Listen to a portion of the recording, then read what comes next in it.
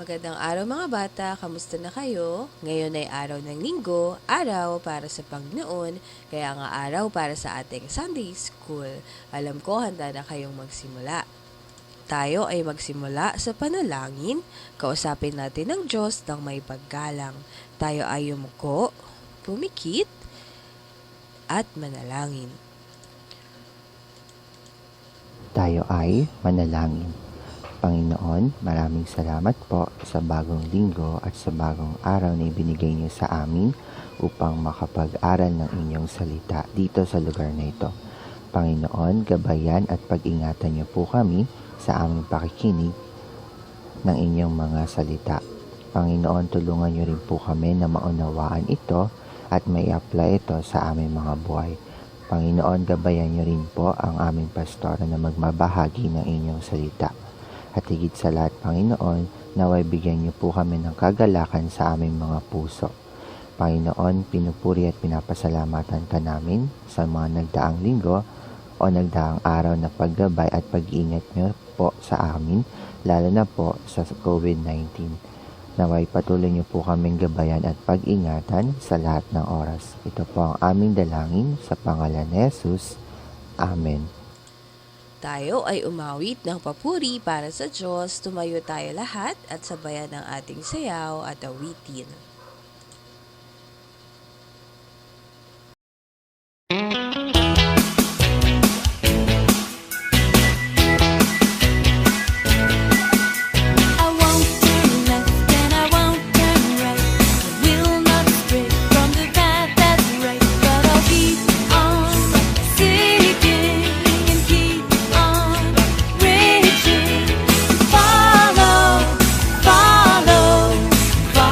Jesus.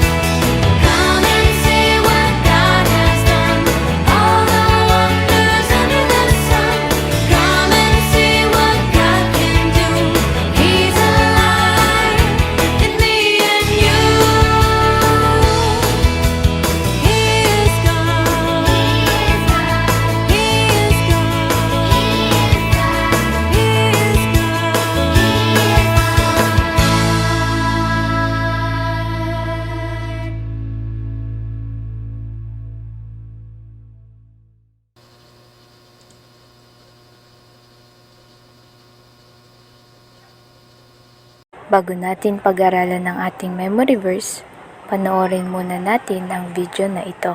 Napaganda naman ng manika na ito. Ang ganda ng bibig, ng buhok, at ng damit. Pero hindi naman ito totoo. Ito ay hindi nakakakita o nakakamoy, o di kaya ay nakakapagsalita at walang kayang gawin. Kasi isa lang itong laruan. Gawa lang ito ng tao. Alam ba ninyo mga bata, ang Diyos ay mayroong ipinagbabawal na gawin ng mga tao. Sabihin mo nga, bawal? Ibig sabihin, hindi, dapat. Ito ay may kinalaman sa ating memory verse ngayon. Ang ating memory verse ay mababasa sa Biblia. Ang Biblia ay salita ng Diyos, kaya nga ito ay katotohanan. Ang ating memory verse ay makikita natin sa Aklat ng Lumang Tipan. Mahanap natin ito sa unang bahagi ng Biblia. Ang unang aklat ay Genesis at ito naman ng ikalawa. Ang aklat ng Exodus sa Tagalog ay Exodo. Babasahin ko muna ang ating memory verse na nasa ating Exodo 20 verse 4. Huwag kang gagawa ng imahen ng anumang nilalang nasa lupa o nasa tubig upang sa Exodo 20 verse 4. Basahin naman nating lahat mga bata. Exodo 20 verse 4. Huwag kang gagawa ng imahen ng anuman nilalang na nasa langit, nasa lupa, o nasa tubig upang sambahin. Mga bata, ano nga ba ang ipinagbabawal ng Diyos? Huwag kang gagawa ng imahen. Ang mga imahen ay mga larawan o ribulto na ginagawa at inukit lamang ng mga tao. Pagkatapos, ito ay kanilang sasambahin bilang kanilang sariling Diyos. Sa ibang salita, ito ay Diyos-Diyosan. At saan nga nila nakukuha ang mga imahen na ito, mga bata? Sabi sa ating memory verse, anumang nasa langit, nasa lupa, at nasa tubig. Mga bata, ipinagbabawal ng Diyos ang anumang imahe o mga Diyos-Diyosan. Dahil ano nga ba ang sabi sa atin ng ating memory verse noong nakaraang linggo? Huwag kang sasamba sa ibang Diyos maliban sa akin. Isa lamang ang Diyos at wala ng iba. Kaya nga ang mga Diyos-Diyosan na gawa ng tao ay hindi Diyos. Ito ay peke, hindi totoo. Wala itong kayang gawin kagaya na lang ng manika kanina. Hindi nito kayang sagutin ang ating mga panalangin. Kaya nga dapat tayong mag-ingat na huwag sumamba sa mga imahen. Dahil ito ay pinagbabawal ng Diyos at ito ay kasalanan. Mga bata, tandaan natin na iisa lamang ang Diyos na dapat nating sambahin. Kung wala pa si Jesus sa iyong buhay at ikaw ay naniniwala pa sa mga ibang Diyos, at siguro sa iyong tahanan ay mayroong din kayong imahen at minsan iniisip mo na ito ay Diyos. Humingi ka ng tawad sa Diyos at alalahanin mong iisa lamang ang Diyos. At kung si Jesus naman ay iyong tagapagligtas at Panginoon, dapat nating ipakita sa Kanya ang ating pagmamahal at tanging pagsamba. Tayo ay patuloy na sumali sa ating Sunday School at magbasa ng Biblia. Sabihin din natin sa iba ang tungkol kay Jesus. Naintindihan ba ninyo mga bata? Kung oo, tayo na ay magpatuloy sa ating memory verse repetition. Para makabisado natin ang ating memory verse, ang gagawin natin ay ang stop and go. Kapag nakita ninyo ang stop, kayo ay hihinto at uulitin ang salita. At magpapatuloy naman kapag nakita ang go. Tayo ay magsimula na. Exodo 20 verse 4. Huwag kang gagawa ng imahen ng anumang nilalang na nasa langit, nasa lupa, o nasa tubig upang sambahin. Exodo 20 verse 4. Sumunod mga bata, Exodo 20 verse 4. Huwag kang gagawa ng imahen ng anumang nilalang na nasa langit, nasa lupa o nasa tubig upang sambahin, sambahin, sambahin, sambahin, sambahin, sambahin, sambahin, sambahin. Exodo 20 verse 4. At panghuli, Exodo 20 verse 4. Huwag, huwag, huwag, huwag, huwag, huwag, huwag kang gagawa ng imahen ng anumang nilalang na nasa langit, nasa lupa o nasa tubig upang sambahin. Exodo 20 verse 4. Panghuli mga bata, Exodo 20 verse 4. Huwag kang gagawa ng imahen ng anumang nilalang na nilalang, nilalang, nilalang, nilalang, nilalang, nilalang, nilalang na nasa langit, nasa lupa o nasa tubig upang sambahin. Exodo 20 verse 4. Muli, basahin nating lahat. Exodo 20 verse 4. Huwag kang gagawa ng imahen ng anumang nilalang na nasa langit, nasa lupa o nasa tubig upang sambahin. Exodo 20 verse 4. Ayan mga bata, nakabisado na ba ninyo ang ating memory verse? Maaari ba ninyo ipikit ng inyong mga mata at bigkasin ang ating memory verse? 1, 2, 3.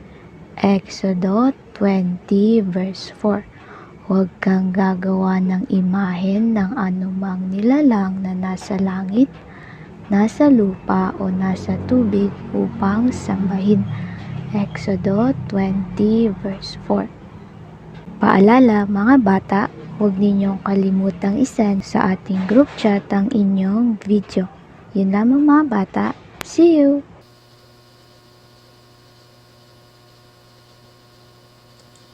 Thank you, Teacher Razel. Oras na para sa ating lesson ngayong linggo. Pero bago yon, awitin muna natin ito.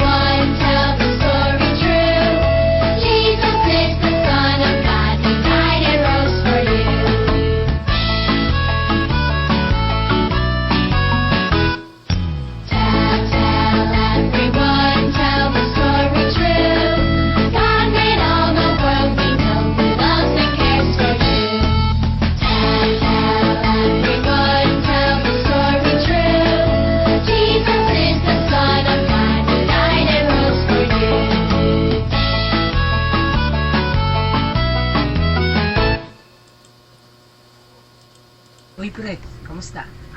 Oh, okay naman. Eto, ang ganda naman ligo ko ngayon. Ikaw? Ayos naman. Ganda nga ng araw ngayon, no? Oo nga. Ay, siya nga pala, pre.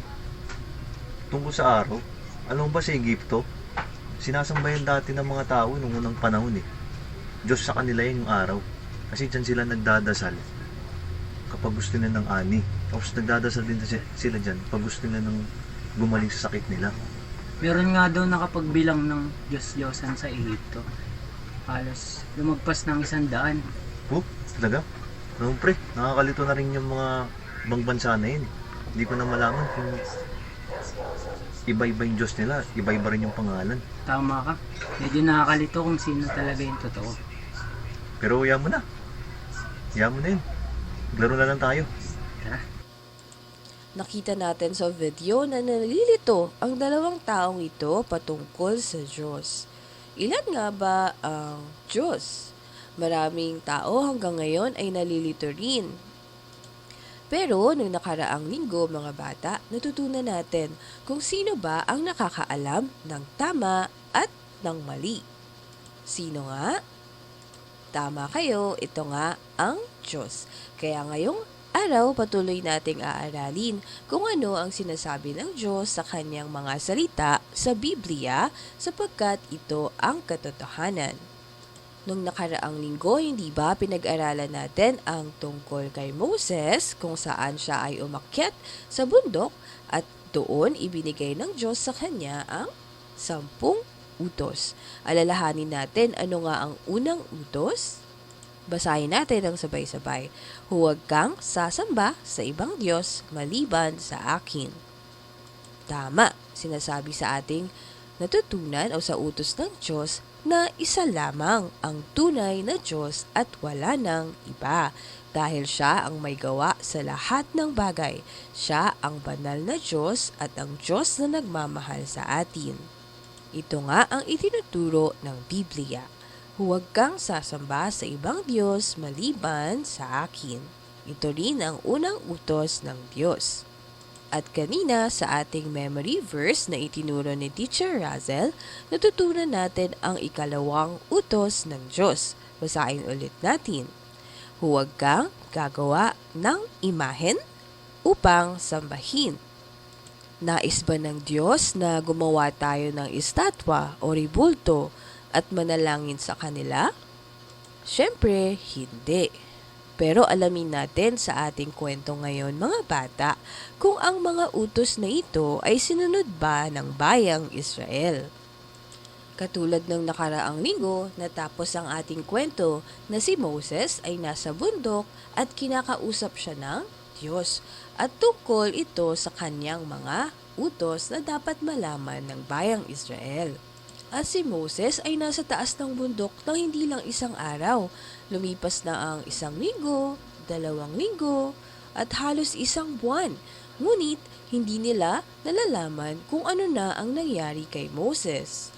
Kaya nga, nag-iisip at nagtataka ang mga tao, ang mga taga-Israel. Nasaan na ba si Moses? Ano na ba ang nangyari sa kanya? At dahil hindi na nila alam ang nangyari kay Moses, at sila rin ay naiinip na, lumapit sila kay Aaron na kapatid ni Moses. At ito nga ang sinabi nila, igawa mo kami ng mga Diyos na mangunguna sa amin.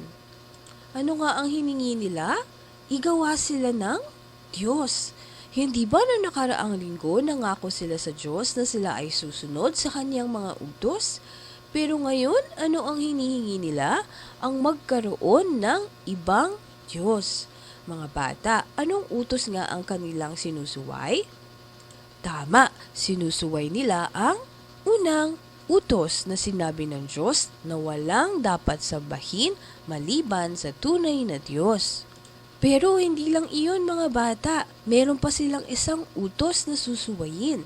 Ito ay dahil pagkatapos nilang lumapit kay Aaron, sinabi ni Aaron, tipunin ninyo ang iyong mga hikaw na ginto ng inyong mga asawa, ng iyong mga anak at dalhin nyo sa akin. At iyon nga ang ginawa ng mga tao, mga bata, dinala nila ang kanilang mga ginto kay Aaron. At pagkatapos, si Aaron, ito ay kanyang tinunaw sa apoy. At para itong naging liquid o tubig na ginto. At iniligay niya ito sa isang hulmahan at nang matapos na, ito ay nabuo at naging hugis guya or sa ibang salita, hugis baka. At nang ito na ay matuyo, tingnan natin anong ginawa ng mga tao. Israel, narito ang Diyos mong naglabas sa iyo sa Ehipto. Ito nga ay kanilang sinamba bilang kanilang Diyos. At gumawa rin si Aaron ng altar upang maaari silang mag-alay sa ginawa nilang gintong kuya. Mga bata, anong utos naman ang kanilang sinuway? Tama, sinuway nila ang ikalawang utos na sinabi ng Diyos na huwag gagawa ng imahen upang sambahin. Mga bata, hindi nais ng Diyos na tayo ay gumawa ng imahen at magkaroon ng mga Diyos-Diyosan na gawa sa ginto, gawa sa kahoy o sa ano paman. Dapat nating sambahin ay ang ating nag-iisang Diyos lamang at hindi ang iba. Grabe ang ginawa ng bayang Israel at sinabi pa nila na ang Diyos-Diyosang ito ang naglabas sa kanila sa Ehipto. Pero hindi ito ang totoo. Napakabilis nilang nakalimutan ang ginawa ng Diyos para sa kanila nung sila ay iniligtas ng Diyos sa Ehipto at sila ay nakipaglaban sa Faraon na nang alipin sa kanila. Hindi ba? Hinati ng Diyos ang dagat at sila ay nakatuwid sa tuyong lupa. At pagkatapos, binigyan pa sila ng inumin mula sa malalaking bato. At binigyan sila ng pagkain na nagmumula sa langit nung sila ay nagugutom. Sila rin ay ginabayan ng Diyos sa pamamagitan ng kanyang ulap sa kanilang paglalakbay. Ang Diyos lamang ang nag-iisa at tunay na nag-Diyos. Pero ano sinabi nila? Ito ay ang gintong kuya na nagpalaya sa kanila. Mga bata, tayo rin dapat nating pag-isipan kung ano ang tama at kung ano ang mali. Halimbawa, sa mga susunod na sasabihin ko, pag-isipan natin kung tama ba to o mali. Una, basahin nga ng lahat ng lalaki. Mayroong iba't ibang relihiyon at mayroong iba't ibang Diyos at lahat ito ay totoo. Tama ba ito o mali? Ano nga ang sinasabi sa Biblia? Ito nga ay mali dahil isa lamang ang Diyos, ang tunay na Diyos. Sabihin mo nga ulit, isa lamang ang Diyos, ang tunay na Diyos. Pangalawa naman, basahin naman ng mga babae. Maraming daan patungo sa langit. Tama ba ito o mali? Ito nga ay mali dahil natutunan natin sa ating mga lesson na mula sa Biblia na meron lamang isang daan patungo sa Diyos, patungo sa langit at ito ay si Jesus. Kaya nga tayo ay umaawit ng One Way, Jesus. Kaya nga dapat tayong sumampalataya kay Jesus ng ating buong puso at kay Jesus lamang. Pangatlo, alamin natin kung tama o mali, basahin nating lahat. Makikilala natin ang tunay na Diyos sa pamamagitan ng Biblia. Anong sagot? Ito nga ay tama. Sa Biblia natin makikilala ang Diyos, kaya importante ito ay ating basahin at ating pag-aralan. At sa ating Sunday School, ito rin ang itinuturo sa atin ay nagmula sa Biblia, sa salita ng Diyos. At panghuli, basahin ulit natin. Itinuturo ng Biblia na ang Diyos ay banal, mapagmahal, mabuti at may likha ng lahat ng bagay. Ano ang sagot? Ito nga ay tama. Ang nag-iisa at tunay na Diyos na itinuturo ng Biblia ay banal, nagmamahal sa atin at siya ang may likha ng lahat ng bagay. Kaya nga mga bata, mahalaga na sumunod sa mga utos ng Diyos at mahalaga ang mga utos ng Diyos.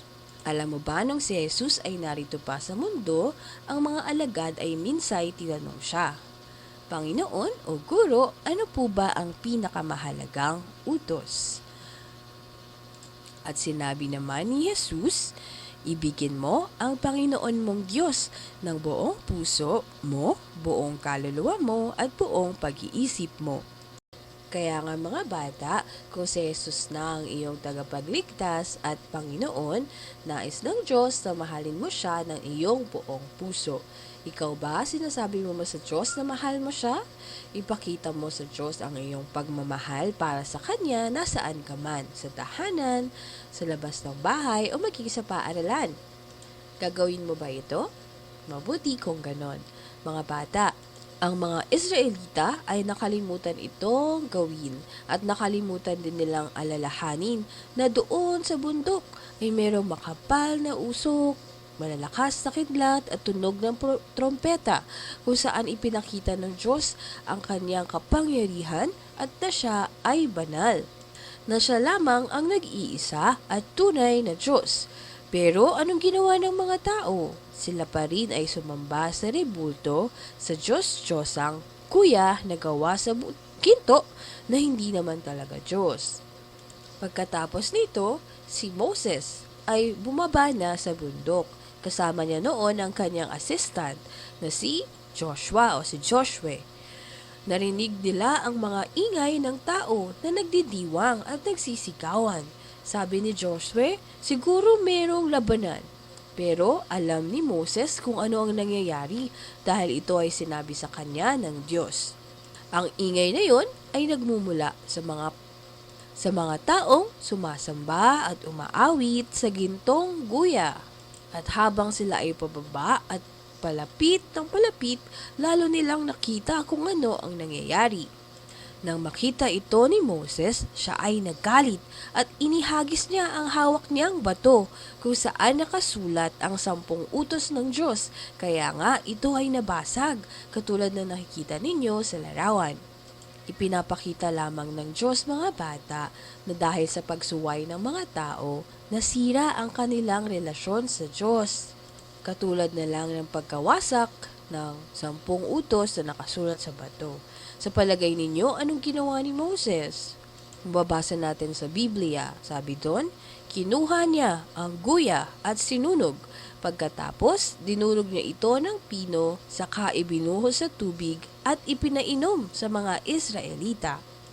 Pinarusahan nga sila ng Diyos dahil sa kanilang pagsuway at dahil sa matindi nilang ginawa at dahil sa kanilang kasalanan, sa araw din na iyon ay marami ang namatay. Pero sa katunayan, hindi naman nais ng Diyos na mapahamak ang mga Israelita. Ang totoo, sila ay minamahal ng Diyos. Kaya nga, dahil sa kanyang kabutihan, pagmamahal at kagandahang loob, gumawa pa siya ng paraan para sa kanila. Inutusan niya ulit si Moses na umakyat sa bundok at magdala ulit ng 2 bato para muli niyang isulat ang 10 utos. At doon nga sa pag-akyat ni Moses muli sa bundok ng Sinai, ipinaalala ng Diyos sa kanya kung sino siya. Sinabi ng Diyos, akong si Yahweh ay mahabagin at mapagmahal. Hindi ako madaling magalit. Patuloy kong ipinadarama ang aking pag-ibig at ako'y nananatiling tapat. Tinutupad ko ang aking pangako maging sa libo-libo at patuloy kong ipinapatawad ang kanilang kasamaan, pagsuway at pagkakasala. Pinapaalam pa rin ng Diyos sa kanila na kahit sila ay nagkasala, sila pa rin ay minamahal ng Diyos. Ang bayang Israel, mga bata, hindi nila agad natutunan ang tungkol sa pag-ibig sa Diyos at pagsunod sa Diyos. Kaya nga ikaw, kung ikaw ay Kristiyano or sinasabi mo ikaw ay Christian, makikinig ka ba ng mabuti sa sinasabi ng Diyos sa Biblia at hihingi ka ba ng tulong sa Kanya upang magawa mo rin siyang mahalin at sundin? Mabuti kung ito ang iyong gagawin. Dahil mga bata, katulad ng sinabi ko kanina, ang Diyos natin ay banal at hindi niya kalooban ang kasalanan. Sa totoo, dapat niyang parusahan ang kasalanan. Kaya nga, kung hindi ka pa humihingi ng tawad sa Diyos dahil sa iyong mga kasalanan, ikaw ay makakatanggap ng parusa ng Diyos. Marami kang nagawang mga bagay na hindi ikinatuwa ng Diyos. Halimbawa na lang ay pagsisinungaling, pakipag-away, pangungupit, pandaraya, pagmumura. Lahat ng ito ay kasalanan na dapat parusahan ng Diyos. Pero mahal ka ng Diyos, kaya nga gumawa siya ng paraan para sa iyo. At ito ay sa pamamagitan ng kanyang anak na si Jesus. Si Jesus, mga bata, ay dumating sa mundo upang siya ang magbayad ng parusa para sa ating mga kasalanan doon sa krus.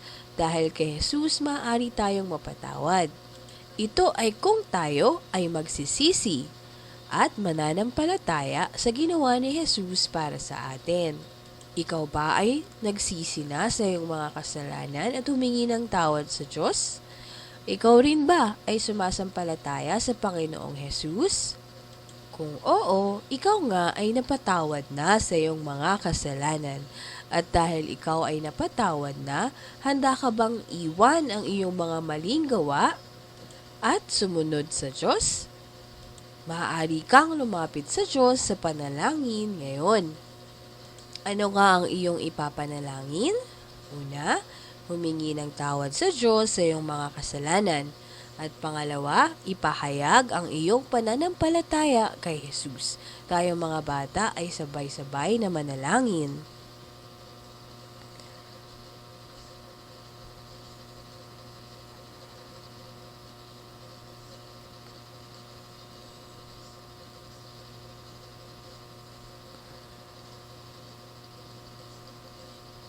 Sa pangalan ni Jesus, Amen. Kung ikaw ay nanalangin ng iyong buong puso at tunay na tinanggap mo si Jesus bilang iyong Diyos at Panginoon, ikaw nga ay napatawad na sa iyong mga kasalanan at pagiging bahagi sa pamilya ng Diyos.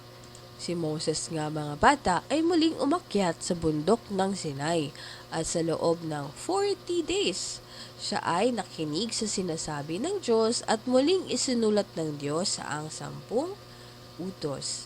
At nang bumalik si Moses galing sa bundok mga bata, nagningning ang kanyang mukha dahil sa presensya ng Diyos at itinuro ni Moses sa mga tao ang mga utos ng Diyos. Alalahanin natin mga bata na merong isa lamang Diyos na dapat nating sambahin. At para sa ating Sunday School, kinakabisado natin ang 10 utos ng Diyos. Alalahanin nga natin ang una at ikalawa ngayon. Ang unang utos, huwag kang sasamba sa ibang Diyos maliban sa akin.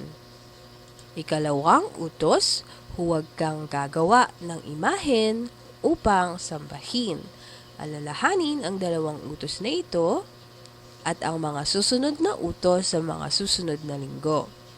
Bago tayo magtapos, makinig muna tayo sa mga announcement sasabihin sa atin ni Teacher Jonel. Magandang umaga mga bata. Para sa ating announcement ngayon, palagi tayong sumali sa ating Sunday School tuwing linggo sa ating mga tahanan. Panoorin at sabayan lamang ang ating program sa YouTube. Mga bata, ipanalangin natin magsama-sama na ulit tayo sa Sunday School. I-send ang inyong memory verse sa ating group chat at sagutan ng ating paper activity. Maaari tayong magpatulong sa ating mga teachers o kaya sa ating mga magulang. Para sa ating Bible reading assignment, ang ating babasahin ngayong week ay mula sa unang 1, chapter 3, verse 11 to chapter 4, verse 21 at pahayag chapter 1, verses 1 to 20. Isulat ang iyong pangalan sa ating group chat pagkatapos magbasa. At sa uli, congratulations sa mga batang nakatanggap ng awards para sa October 2021 Sunday School. Dalangin namin ngayong November ay patuloy kayong sumali sa ating mga program sa church. Yan lamang mga bata. See you! Tayo na ay magtapos sa panalangin. Tayo ay manalangin. Panginoon, maraming salamat po sa araw na ito na ibinigay mo sa amin ng iyong mensahe.